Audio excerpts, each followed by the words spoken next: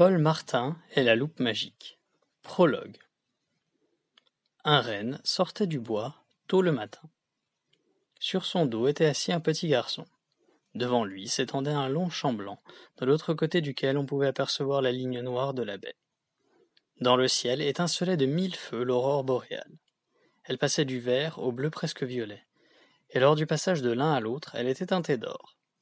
Ce tableau céleste était réfléchi sur le blanc de la neige, de telle manière qu'il était difficile de distinguer le ciel de la terre.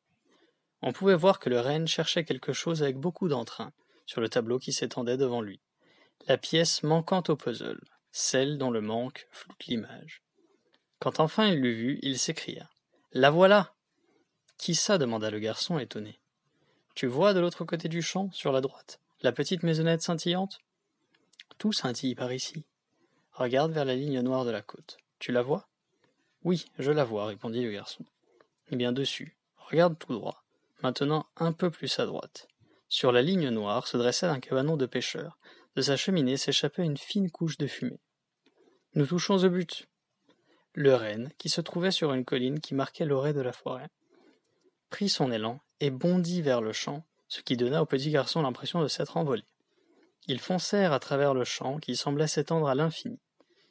Les traits de la maisonnette étaient de plus en plus nets. Voilà qu'on pouvait distinguer 2 petites fenêtres desquelles émanait une chaude lumière dorée. Encore un peu, et le champ se retrouverait dans leur dos, tandis que la forêt ne serait plus qu'une ligne verte à l'horizon. Et voilà qu'apparut devant les voyageurs une belle baie qu'on aurait pu croire faite de verre. Ils se trouvèrent devant une petite maisonnette, humble et peu attrayante. Le petit garçon tenta d'apercevoir l'intérieur au travers des fenêtres gelées, mais il ne le put pas.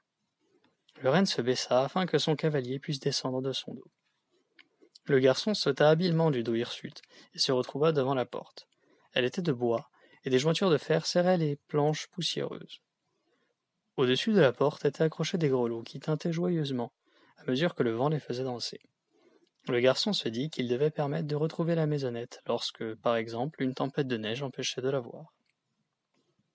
Le renne, de son nez, lui poussa doucement l'épaule et l'encouragea. « Allez, un peu d'audace, voyons. » Le garçon toqua à la porte, et la réponse ne se fit pas attendre. « Entrez, dit une voix. » Il poussa la porte d'une main, mais elle ne s'ouvrit pas. Alors il poussa la porte de toutes ses forces, à 2 mains, et lorsqu'elle céda, il s'envola vers l'intérieur en trébuchant sur le pas de la porte enneigée, ce qu'il fit déraper, comme sur des skis, sur le sol glissant. « Un bonhomme de neige! Un bonhomme de neige !» s'écrièrent des voix. Il entendit des rires. Le garçon ne pouvait lever les yeux depuis le sol, car ses pieds n'arrêtaient de glisser. Mais voilà qu'il put attraper le cou du renne, qu'il avait suivi à l'intérieur. « Oh, j'ai failli tomber !» Le garçon leva la tête et écarquilla les yeux, tant sa surprise fut grande. Il était dans une grande pièce, entouré de tous côtés par des nains aux tenues multicolores. Il se roulait par terre, en riant, et répétait « Un bonhomme de neige !» Le garçon se demanda de quoi il parlait, car à part le renne et lui, il n'y avait personne aux environs. Puis il comprit que les nains parlaient de lui. Le temps du trajet, la neige l'avait complètement enveloppé, de telle manière qu'il ressemblait vraiment à un bonhomme de neige. « Je ne suis pas un bonhomme de neige, » dit-il d'une petite voix. « Au travail, » dit une voix autoritaire, après un claquement de mains. Tout le monde se tut. Le garçon comprit que c'était quelqu'un d'important.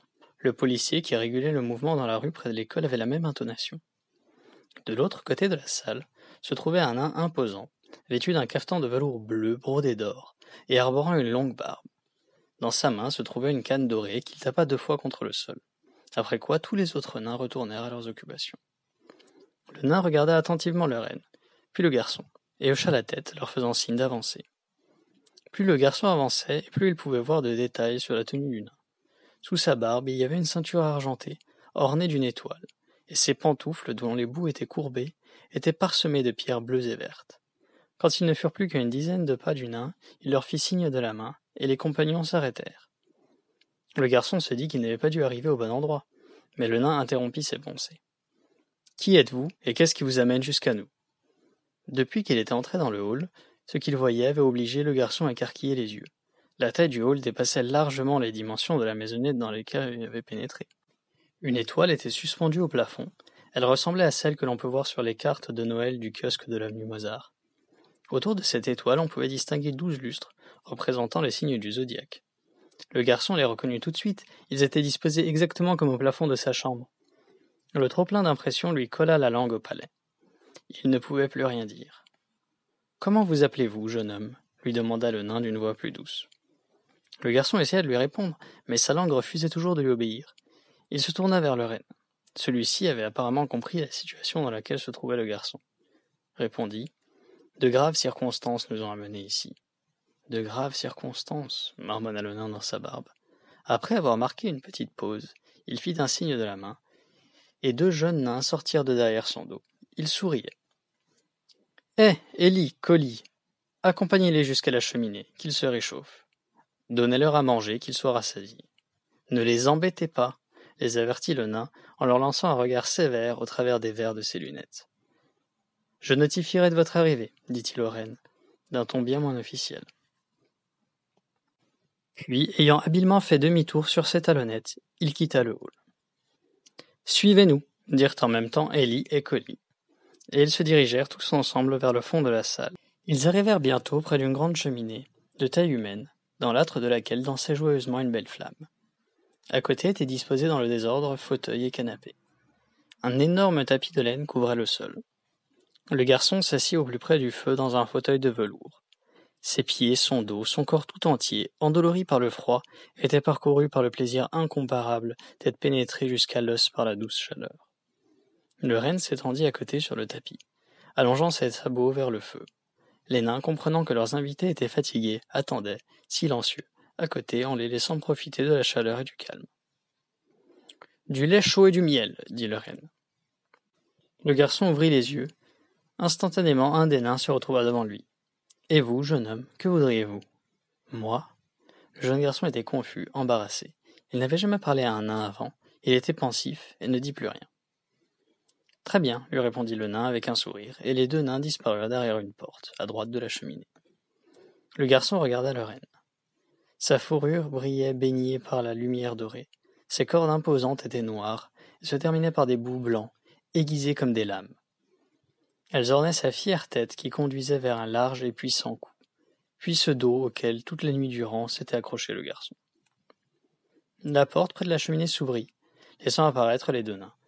Sur le plateau d'argent, porté par l'un d'eux, trônait une cruche d'argent remplie de lait dont s'échappait un mince filet de vapeur. À côté était posé un bol doré et un tonnelet de miel. Il se dirigea vers le renne.